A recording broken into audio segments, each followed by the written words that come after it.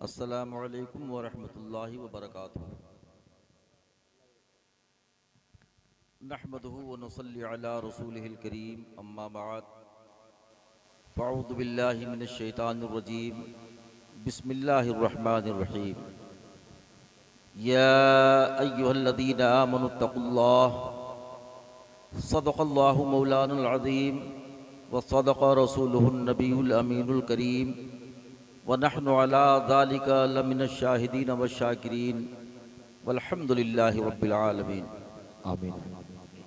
मेरे बुजुर्गों, आइए सबसे पहले हम और आप मिलकर कौनैन के दूल्हा की बारगाह में हदिये दुरूद सलाम पेश कर लें। अस्सलातु वस्सलामु अलैका या रसूलल्लाह, अस्सलातु वस्सलामु अलैका या रसूलल्लाह, व अला आलिका व अस्हाबिका या हबीबल्लाह। व अला आलिका व अस्हाबिका या हबीबल्लाह। अस्सलातु वस्सलामु अलैका या नबीयल्लाह, अस्सलातु वस्सलामु अलैका या नबीयल्लाह, व अला आलिका व अस्हाबिका या नूरल्लाह। व अला आलिका व अस्हाबिका या नूरल्लाह। सल्लल्लाहु तआला अलैहि वसल्लम। एक मरतबा अपने मुरब्बिदा अंदाज में पढ़ लें। अल्लाहुम्मा सल्ली अला सय्यिदना मुहम्मद सल्लल्लाहु अलैहि वसल्लम, नहनु मुहम्मदिन बारिक वसल्लिम सल्लल्लाहु सलातन व अलैहि सलाम अलैका या वसल्लम। रसूलल्लाह सल्लल्लाहु तआला अलैहि वसल्लम। मिंबर नूर पर जलवा फरमा जुमला उलमाए कराम व नात खान इस्लाम व हुफ़्फ़ाज़ान अज़ाम, खुसूसियत के साथ उस्तादुल मुकर्रम वल मुहतरम ज़ुल मजद वल करम हज़रत अल्लामा शेर मोहम्मद साहब क़िबला दामा ज़िल्लहुल अलैना जलवा फरमा है, और उनके सामने बयान करने की जुरात तो नहीं, सिर्फ चंद बातें आपको मैं सुनाऊं, सिर्फ इस्लाह की गरज से कि हमारे बयान की इस्लाह हो। मेरे दोस्तों, वक्त ज़्यादा हो गया है, हम आपके गांव के हैं, हज़रत हमारे मेहमान हैं और उन्हीं से सुनना है। बस शुरुआत करने हम हाजिर आ गए हैं। आपका ज़्यादा वक्त नहीं लिया जाएगा, 10 से 15 मिनट बयान करके फिर हज़रत तशरीफ़ ले आएंगे और उनकी तकरीर हम सब सुनेंगे। दरूद शरीफ एक बार पढ़ रहे हैं। अल्लाहुम्मा सल्ली अला सय्यिदना व मौलाना मुहम्मदिन बारिक वसल्लिम सलातन व सलामुन अलैका या रसूलल्लाह सल्लल्लाहु तआला अलैहि वसल्लम। मेरे दोस्तों, अल्लाह तबारक व तआला का एहसान अज़ीम है कि सबसे पहले उसने हमें मुसलमान बनाया, ईमान की दौलत से सरफराज फरमाया, प्यारे आका सल्लल्लाहु तआला अलैहि वसल्लम की ग़ुलामी अता फरमाई, सहाबे कराम रिज़वानुल्लाहि तआला अलैहिम अजमईन का नक्श कदम अता फरमाया। ये उसका बहुत बड़ा एहसान है, बहुत बड़ा करम है। मुसलमानों के ऊपर अगर निगाह डाली जाए तो पैर से लेकर के बाल तक कोई शोशा गोशा ऐसा नहीं मिलेगा कि जो काबिले तारीफ हो। हर शोशा गोशा, हर जगह एतराज के काबिल ही मिलेगा। मेरे दोस्तों, माहौल को आप देखें, और हम लोग देखते रहते हैं, सुनते रहते हैं। कुरान और हदीस की रोशनी में इस वक्त जितना नुकसान मुसलमानों से है मजहब इस्लाम को, वो दूसरी कौमों से नहीं है। जिस तरह से तज़हीक और मजाक इस्लाम का मुसलमान बना रहा है, दूसरी कौमें तो हमें जगा रही है, वो नहीं बना रही। कहीं आप चले जाइए, रसूलुल्लाह सल्लल्लाहु तआला अलैहि वसल्लम ने मस्जिद में बातें करने से रोका। बहुत सारी हदीसें इस पर वारिद हैं कि मस्जिद में दुनिया की बातें ना करो। आप किसी भी टाइम किसी गांव की मस्जिद में आप जाइए नमाज पढ़ने, देखिए नमाजियों की हालत। अगर उनका बस चले तो वहां लाठी डंडा भी चल जाए। ये हालत मुसलमानों की है। मेरे दोस्तों, आप ये न जानो, ये न समझो, अभी देखिए मुहर्रम गुजरा है ना, वो खुराफात, अल्लाह की पनाह, कि मोमिन तो ऐसा नहीं कर सकता। जिस दिन हमारे इमाम शहीद हो उस दिन मोमिन मेला करने जाएगा। जरा सा अपने दिल पर हाथ रख करके सोचो मुसलमान, क्या मोमिन ईमान रखने वाला मेला करने जाएगा उस दिन कि ढोल और ताशा बजाएगा? मेरे दोस्तों, ये अपने किए हुए का नतीजा है जो हम और आप भुगत रहे। हमारे वहां क्या है कि जब तक इनकी उनकी बुराई नहीं करेंगे, एक मुसलमान की गीबत नहीं करेंगे, उस वक्त तक हमारे पेट का खाना नहीं पचेगा। मेरे दोस्तों, अल्लाह के रसूल सल्लल्लाहु तआला अलैहि वसल्लम इरशाद फरमाते हैं, मिशकात शरीफ की हदीस पाक, मेरे आका फरमाते हैं कि जिसने दुनिया में किसी मुसलमान की मदद की, उसकी परेशानी को दूर किया, तो अल्लाह तबारक व तआला क़यामत के दिन उस मुसलमान की मुसीबत को दूर फरमा देगा। और हम बजाय मुसलमान की मुसीबत को दूर करना और उसको मुसीबत में डालने की कोशिश करते हैं कि फलनवा कैसे खाना खा रहा है, फलनवा के दरवाजे पर ट्रैक्टर कैसे आ गया, दो दो मोटरसाइकिल उसके घर पर कैसे आ गई। मेरे दोस्तों, ये तो हम लोगों से बड़ी दूर है। अल्लाह तबारक व तआला का दस्ते कुदरत है, वो रहीमो करीम है कि हम लाख जुर्म कर रहे हैं, गुनाह कर रहे हैं, उसके बावजूद भी हमें रोजी दे रहा है। आज जिस बच्चे की पैदाइश की खुशी में इस महफिल का इनेकाद किया गया है, उस बच्चे को इस दुनिया में आना बहुत जरूरी था। अल्लाह तबारक व तआला सबकी जरूरतों को देख रहा है। अगर दुनिया का हाथ होता तो वो बच्ची कभी बच्चे वाले नहीं होती। अगर दुनिया का चलता, दुनिया वालों का चलता, वो तो अल्लाह के दस्ते कुदरत में है। मेरा रब सबकी जरूरतों को देखता है। हम नाकारे हैं कि नाशुक्री के कलिमात हमेशा निकालते रहते हैं। अभी ज्यादा बारिश हो जाए ना तो देखो मुसलमानों के जुबान पर कौन से कलिमात आएंगे, यहां तक कि कुफ्र तक बक देते हैं। अरे मेरे भाई, अल्लाह हमारा रब है और रब कहते हैं पालने वाले को। हमें कब ज्यादा गर्मी की जरूरत है अल्लाह अता करता है, कब ज्यादा बारिश की जरूरत है अल्लाह अता करता है, हमारे बदन को कब हवा की जरूरत है अल्लाह चलाता है, कब धूप की जरूरत है अल्लाह अता करता है। वो रब है, वो हर चीज को जानता है, हम नहीं जानते हैं। मुसलमानों, हम इतने तह में जो गिरे हैं अल्लाह तबारक व तआला की नाशुक्री करने की वजह से। एक मुसलमान दूसरे मुसलमान को देख करके खाना उसे निवाला अंदर नहीं जा रहा है।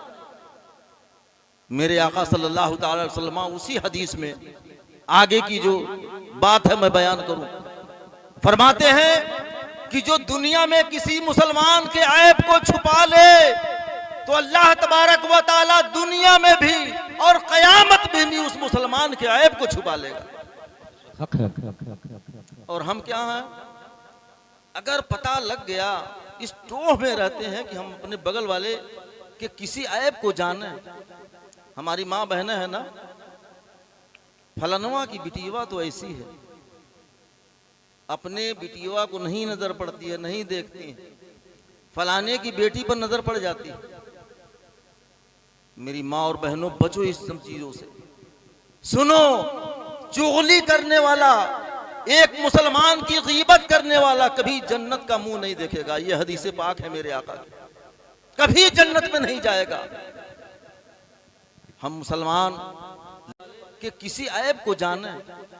हमारी माँ बहनें है ना, फलनवा की बिटिया तो ऐसी है, अपने बिटिया को नहीं नजर पड़ती है, नहीं देखती है, फलाने की बेटी पर नजर पड़ जाती है। मेरी माँ और बहनों, बचो इस सब चीजों से। सुनो, चुगली करने वाला, एक मुसलमान की गीबत करने वाला कभी जन्नत का मुंह नहीं देखेगा। यह हदीस पाक है मेरे आका की। कभी जन्नत में नहीं जाएगा। हम मुसलमान लंबी चौड़ी बातें करके अपने आप को मुसलमान कहते हैं। दाढ़ी रख लेने से, कुर्ता पाजामा पहन लेने से, मस्जिद में जाकर के नमाज पढ़ने से ईमान वाला नहीं हो जाता है मेरे दोस्त। ये ईमान की निशानी नहीं है। मुस्तफा जाने रहमत के अक़वाल को कबूल करके मोहब्बत के साथ उस पर अमल कर लिया जाए, ये ईमान की निशानी है। नमाज तो शैतान भी हमसे ज्यादा पढ़ता था। मेरे दोस्तों, गुनाहों से बचो, बुराइयों से बचो। किसी और चीज की नहीं, तबलीग की जरूरत नहीं है। पक्के नमाजी बन जाओ, सारी बुराइयों से बच जाओगे। हमारे कुरान का ऐलान है, इन्नस्सलात तन्हा अनिल फहशाए वल मुनकर। न किसी इस्लाह की जरूरत है, न किसी तकरीर की जरूरत है। पक्के नमाजी बन जाओ। खुदा की कसम, मेरा कुरान कहता है कि तुम हर बुराई से बच जाओगे, हर गुनाह से बच जाओगे। जब नमाज को अल्लाह ने उतारा, नमाज जब नाजिल हुई, तो शैतान रोने लगा, ठाणे मार करके रोने लगा कि या अल्लाह, अब तो हमारी बस नहीं चलेगी। अब तो ये नमाज पढ़ पढ़ करके जन्नत में चले जाएंगे सब, क्योंकि इतनी बड़ी चीज उतर गई है। जो नमाज पढ़ेगा अल्लाह के कुर्ब में पहुंच जाएगा। रोने लगा हो। उसके जो चेले चपाटी थे वो भी इकट्ठा हो गए कि हमारा उस्ताद रो रहा है। वो भी बैठ कर रोने लगे। तो उसने कहा, अरे बेवकूफो, तुम क्यों रो रहे हो? मुझसे पूछो कि मैं क्यों रो रहा हूं। तुम क्यों रोने लगे बगैर वजह जाने? तो कहा कि हजरत बताइए आप क्यों रो रहे हैं? तो उसने कहा, जानते हो, अब इन मुसलमानों पर, रसूल के उम्मतियों पे नमाज आ गई है। अब इनको जन्नत में जाने से कोई नहीं रोक सकता। इसलिए हम रो रहे हैं कि हमारा सारा काम फेल हो जाएगा, सारी अकल फेल। अब इनको हम गुमराह कैसे करेंगे? ये तो नमाज पढ़ना शुरू करेंगे, जन्नत में पहुंच जाएंगे, अल्लाह के करीब पहुंच जाएंगे, आका सल्लल्लाहु ताला अलैहि वसल्लम के फरमाबरदार बन जाएंगे। अब इनके ऊपर हमारा जादू नहीं चलने वाला है, इसलिए हम रो रहे। तो उन चेलों ने कहा कि सरदार, आप परेशान न होइए। बुखारी शरीफ की हदीस पाक है कि मेरे आका सल्लल्लाहु अलैहि वसल्लम इरशाद फरमाते हैं कि जब मस्जिद की अजान होती है तो शैतान भागता है, इस तरह भागता है कि जहां तक आवाज अजान की पहुंचती है वहां तक उससे भी आगे भागता है कि जहां अजान की आवाज न पहुंचे। और जब अजान खत्म हुई तो शैतान फिर वापस आ जाता है। फिर जब मस्जिद में तकबीर पढ़ी जाती है, अकामत कही जाती है, तो उस वक्त भी शैतान भाग जाता है। तो अकामत की आवाज कहां तक जाती है? ज्यादा से ज्यादा मस्जिद के बाहर तक जाती है। और जब अकामत खत्म हुई तो शैतान फिर मस्जिद में हाजिर।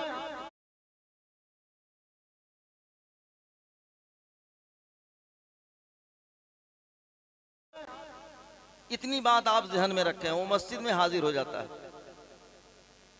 अब उन चेलों ने कहा कि हजरत सरदार, आप परेशान न होइए। जब ये मुसलमान नमाज के लिए खड़े होंगे ना, तो हम में का एक उसके दाएं खड़े हो जाएगा और एक बाएं खड़ा हो जाएगा, और हम दोनों उसके दिल और दिमाग को नमाज में लगने ही नहीं देंगे। कभी खेत में पहुंचा देंगे, तो कहीं खलिहान में पहुंचा देंगे, तो कहीं दुकान में पहुंचा देंगे। तो जब दिल और दिमाग हाजिर नहीं होगा तो सिर्फ और सिर्फ उठक और बैठक होगी, उनकी नमाज नहीं होगी।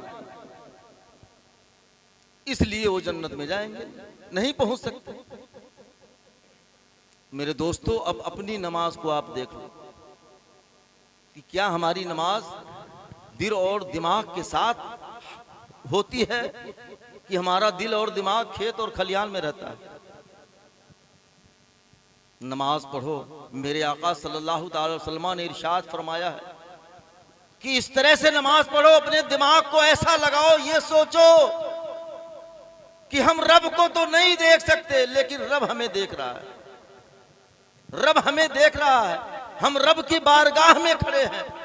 अरे 5 मिनट तो ऐसा करना है, ऐसा तो नहीं है कि 24 घंटा इसी दिमाग में लगाए रखेंगे आप। 5 मिनट ऐसा करना है। मेरे दोस्तों, अल्लाह तबारक व तआला हमें सही तरीके से नमाज पढ़ने की तौफीक अता फरमाए।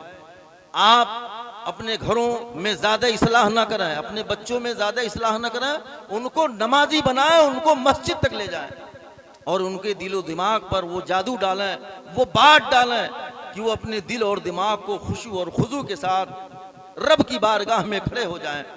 एक छोटा सा वाक़या मैं आपको सुना करके अपनी बात को ख़त्म करता हूँ। हज़रत सैयदना उमर रज़ी अल्लाह ताला अन्हु का ज़माना है। मेरे आका सल्लल्लाहु अलैहि वसल्लम के ज़माने में मस्जिदों में औरतें जाती थी नमाज पढ़ने।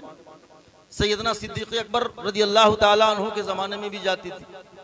हज़रत उमर फ़ारूक आज़म रज़ी अल्लाह ताला अन्हु का ज़माना आया तो कुछ दिन तक, कुछ वक्त तक औरतें गई मस्जिद में, लेकिन आपने मना कर दिया।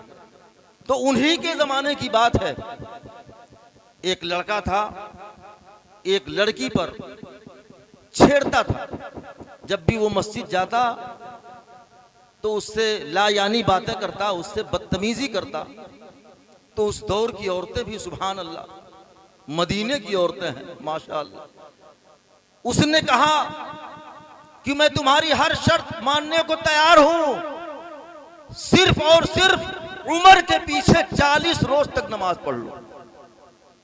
क्या उस लड़की ने शर्त लगाई कि 40 दिन तक हजरत उमर के पीछे नमाज पढ़ लो, मैं तुम्हारी हर शर्त कबूल करने के लिए तैयार हूं और 40वें दिन इसी जगह पर मैं खड़ी होकर के तुम्हारा इंतजार करूंगा। वो बंदा मान गया। हजरत उमर रज़ी अल्लाह ताला अन्हु कुरान पढ़ते, सुभान अल्लाह, क्या कुरान पढ़ते, कुरान पढ़ते, नमाजें पढ़ाते, लोग मस्त रहते मदीने के। वो बंदा भी जाता, 5 वक्त जाता, नमाज पढ़ता, अपने घर आ जाता।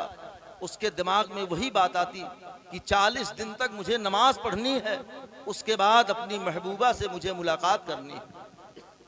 ये उसके दिमाग में बैठाए हुए वो मस्जिद में जाता और नमाज अदा करता हजरत उमर रज़ी अल्लाह ताला अन्हु के पीछे। जब 40 दिन पूरे हो गए तो वो बीवी रास्ते में खड़ी है। वो बंदा नमाज पढ़ करके निकला। जब उसको देखा कि रास्ते में खड़ी है तो रास्ता को बदल करके थोड़ी दूर बगल से अपने आप को उससे बचा करके निकलने की कोशिश कर रहा है। उस औरत ने आवाज दिया, ओ बंदे सुनो, मैं तुम्हारा इंतजार कर रही हूं, कहां जा रहे हो? मेरे दोस्तों, तो उस नौजवान मर्द ने चिल्ला करके ये जुमला फरमाया था, अरे खामोश रहो। हजरत उमर ने नमाज में कलामुल्लाह सुना करके मेरे दिल में जो मोहब्बत को भर दिया है, अब मेरे दिल में सिर्फ खुदा है, दुनिया की कोई चीज मेरे दिल में नहीं। क्या बात है, माशाअल्लाह, सुभान अल्लाह।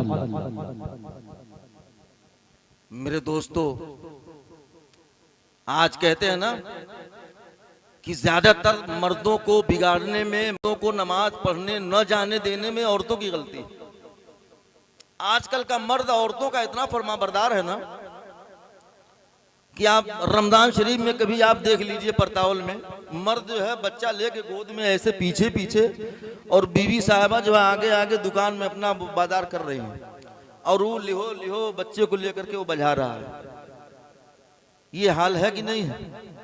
जो मर्द बीवी का इतना फरमाबरदार है कि बच्चे को लेकर के परतावल चौराहे पे घूम रहा है और बीवी बाजार कर रही है, तो क्या वो बीवी अपने शौहर को मस्जिद तक नहीं भेज सकती है? उस दौर की माएं कैसी थी, उस दौर की औरतें कैसी थी कि नमाज पढ़ाने में अपने बच्चों को के मुसल्ले के नीचे शक्कर की पुड़िया रखती थी कि उसकी लालच में मेरा बच्चा पढ़े।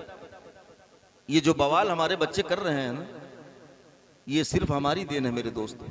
अल्लाह तबारक व तआला जिस कौम से नाराज होता है तो सबसे पहले दुनिया में 3 निशानियां जाहिर होती। आप देखो, अपने अंदर झांको कि वो चीजें हमारे अंदर हैं कि नहीं है।